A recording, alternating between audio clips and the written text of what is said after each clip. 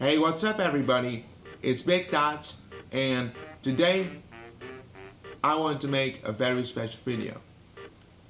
The reason I want to make this video is because I very often see comments like, I cannot start recording until I get good equipment. And I'm talking about $500 to $2,000 equipment. And before that, I cannot put my songs out. So I have to wait until I have money for that, and then I can start recording. Or people say like, oh, my songs sound so bad. I really need a professional mixing engineer before it actually sounds good. Both are not true. If you want to start recording, you can start for as low as $25, because this right here is the BM800, and this microphone comes with a kit that is approximately $25. In that kit is the BM800 itself, a windshield, a microphone arm, which tends to fall over quite a lot, and a pop filter. Now, that is an insane amount of value for such a low price. However, if you want to take this a step further and connect the BM800 more efficiently, we are going to have to bump your budget up to $163 approximately, because we are going to actually connect the BM800 directly into an interface. The reason why you want to do that is it eliminates latency, plus it gives you the best sound quality possible. Whereas if you would connect the BM800 directly into your computer via the XLR to 3.5mm jack, which is delivered in the box, you're gonna get latency and you're not gonna get the best sound. The question that I hope to answer today with this video is, can the BM800 record a good sounding verse? We're gonna get right into the video after I ask you, please leave a like on the video, subscribe down below, and hit the bell notification if you want to stay updated on future videos like this, and also if you want to keep updated on new music that I post. Right, let's get into the video. I'm gonna start soon. Oh please, what are you waiting on? Till Jesus makes a survival song? Exactly, that will never happen. You're slacking, be a lethal weapon. Sounding evil? Nah, not really. Just making you see that if you want it 100%, you get it done. Stand on your feet, endure, take the heat. Evolve from practice till you're out of breath. Yes, that's what it takes. Facts will make the mistake. Alright, so we're currently in my DAW screen. The DAW that I use is Caucus Reaper. And before we dive into the sections and the topics that I want to cover, I want to quickly say that I am no professional mixing engineer whatsoever, but I can teach you about the ways that I mix in the way that I approach stuff. Also, I'm not gonna go super in depth about every little decision that I made. If you guys want more in-depth videos about how I mix and why I make certain decisions, or how I master, for instance, then just leave a comment below the video when the video is over and let me know that you want more of these videos. Okay, now that that's out of the way, we are going to discuss a couple of things. I'm going to show you what kind of processing I used on the vocal.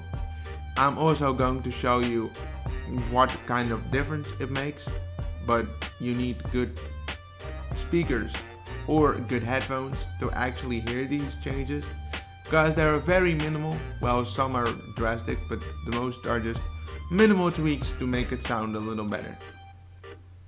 And I'm also going to show you a couple of techniques in regards to how you can use your plugins and save CPU power.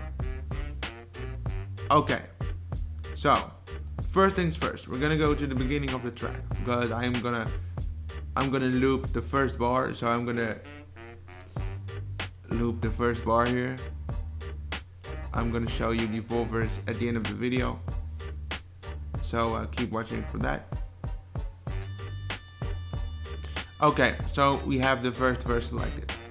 Now, one of the first things you might notice is that almost every syllable, or every 2 syllables sometimes, is actually being cut, as in it's not one audio file as you see right now. I'm currently putting an image on the screen right now from where you can see how it looked in the beginning, so then you'll understand what I mean. The reason why it is like this is because I am not a one-take wonder. I have to use many takes before it is good, and even then I still need to place things and edit vocals and put it in the grid. I'm not even talking about mixing, I'm talking about timing. Very important in rap music. That's what it's all about. Now, before we actually start playing this section, I want to show you one thing, and that is that take a look at this track. There is no processing on this track. What I did is I sent the signal of this track, so that is track 3. I had to look, that's why I looked down, and it is sent to track 23, which is the vocal bus. Now, if you're a beginner, you might wonder, why would you send the signal to another track? Now, in Reaper, if you want to create a send, it actually is the same as a regular track, or at least it looks the same. Now, from what I've seen, in Pro Tools, it's a little different, then it's called a send track, but in Reaper, it looks the same. But the reason why we want to use a send track is if we want more control over the signal, and that especially, say you have a reverb or a delay that you want to send to all the vocals within your session, then it's a good idea to create a vocal bus where all the processing happens, and then you send all your vocals to the vocal bus.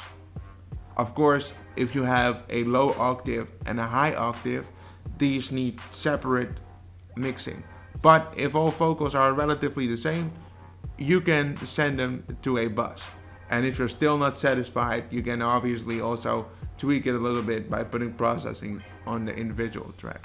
Now, I might go a little bit too fast, but I just wanted to get that out of the way before we start. Okay, so now that you know how I've set this up, I want you to take a listen to the vocal with the instrumental playing. Backspray bars doing damage.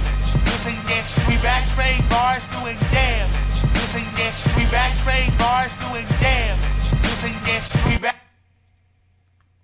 Okay, so you see, it sounds relatively good, right? It's like not really bad. Now, if I'm being honest, I would love a little bit more clarity in terms of the vocal, and there's some kind of mud within the instrumental. I might look that up later, but those are some things that I notice right now, but I have to look into those. But let's talk about what made him sound like this. So if I solo that part of the vocal that I just showed you, let me make sure that I have the right one. So look at this.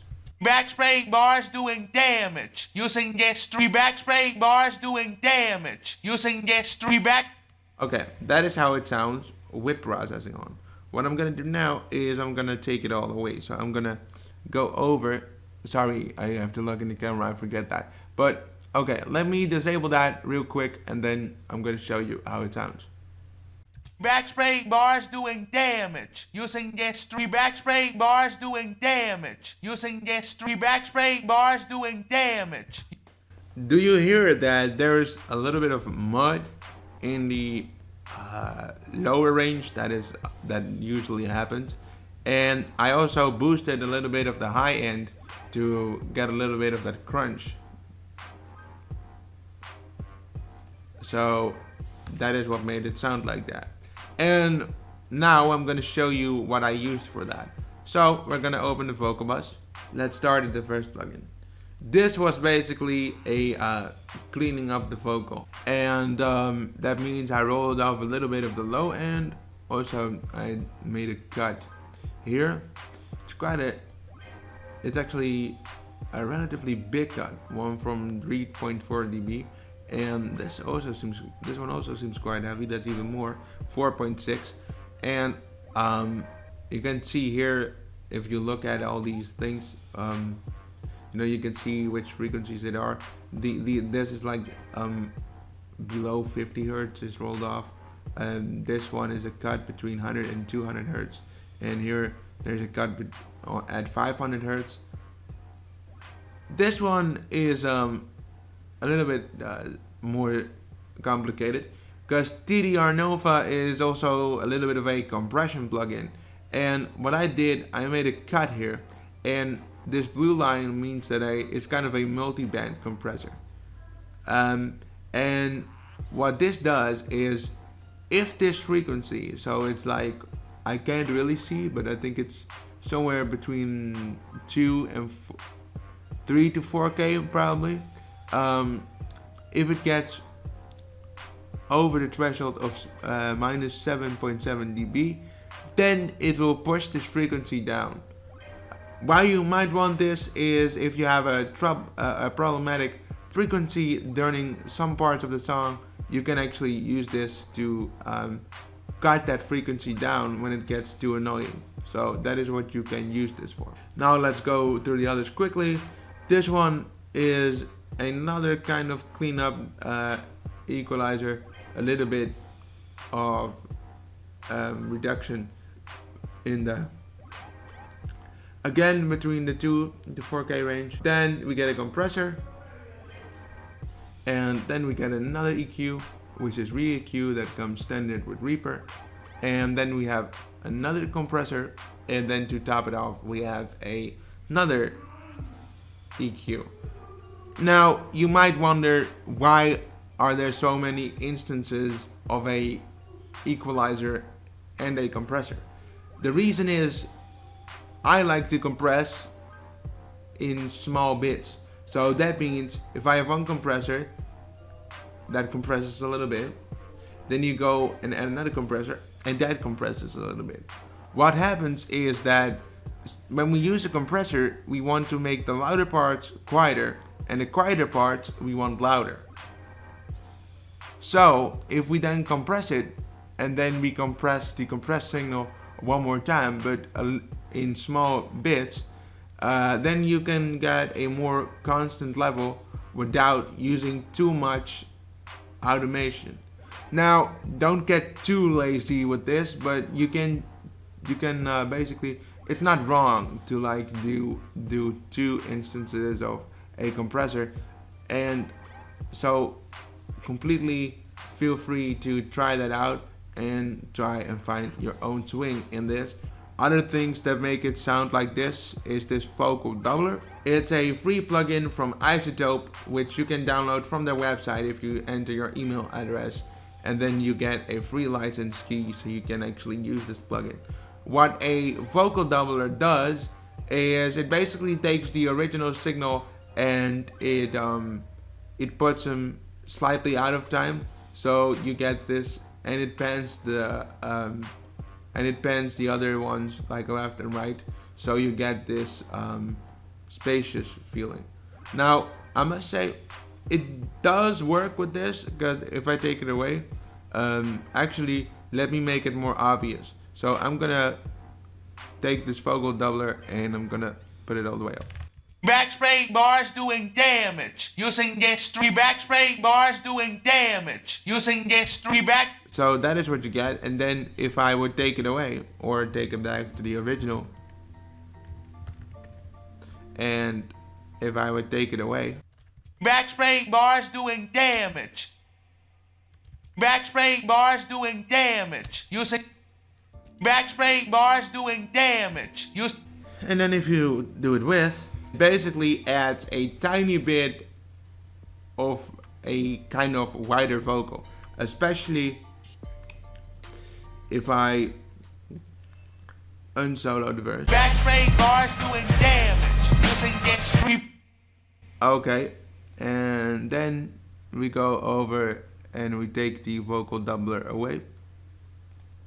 Backspray bars doing damage. Using this 3 backspray bars doing damage. And then it immediately sounds a little more, yeah. It sounds a little tiny, basically. That's the best way I can describe it. Now, don't be deceived by that it adds more volume.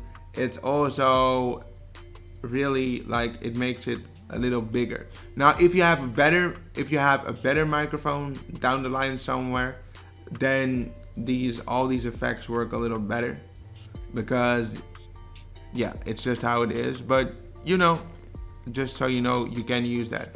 And basically, what I completely forgot to say is actually you shouldn't rely on a plugin like this.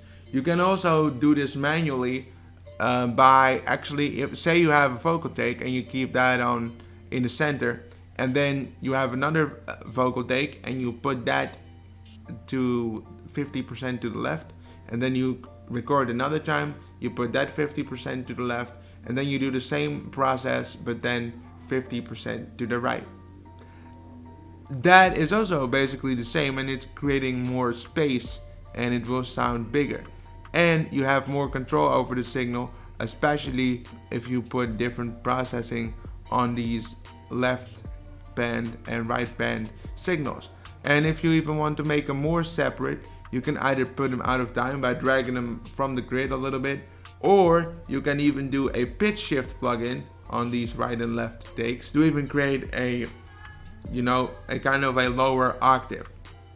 Basically, all the things that manipulate the wave file in a way that makes them stand out from the other just a tiny bit, that's what's creating that space. So just so you know, I would encourage you to actually also try the manual method.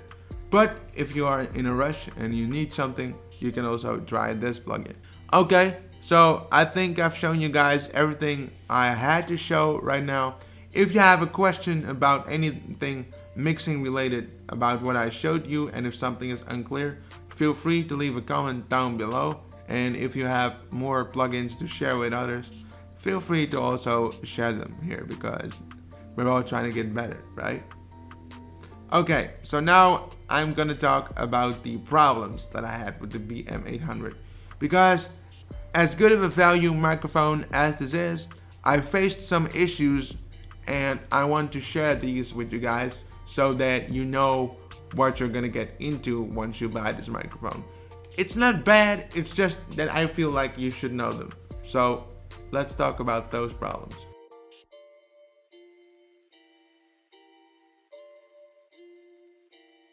Alright, so now let's talk about the cons of the BM800 rather, because I said I was going to talk about the issues of the microphone, but I really don't feel like you can call it issues if you take in consideration that we're talking about the $25 price point. So I am gonna call it cons in this case. The first con that I came across was that sometimes I would accidentally cut off the beginning or the end of a word.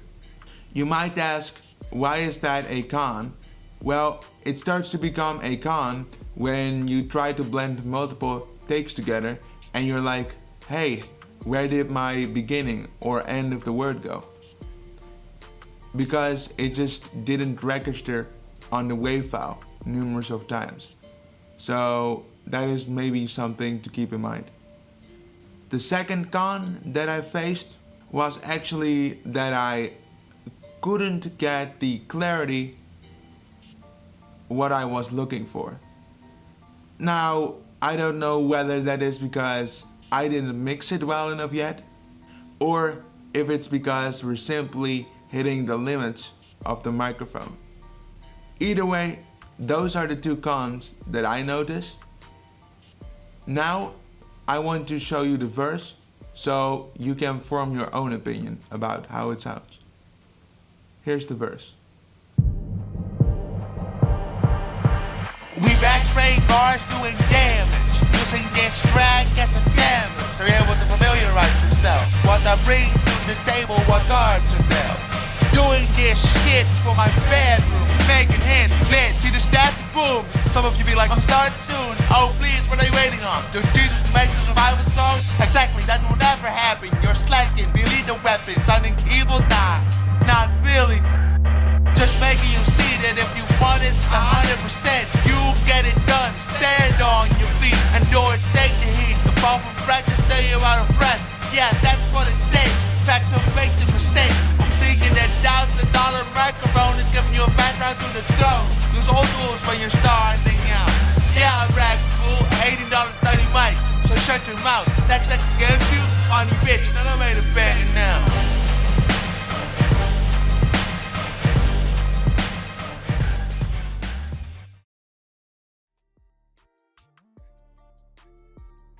Right, so after hearing this example, I hope you're able to actually make up your own mind as to whether the BM800 is a good buy for you. What this video was for was to show you that you can completely start recording for a budget of under $200. And we're talking about that, if we're talking about under $200, we're talking about the microphone, a interface, and a extra XLR cable.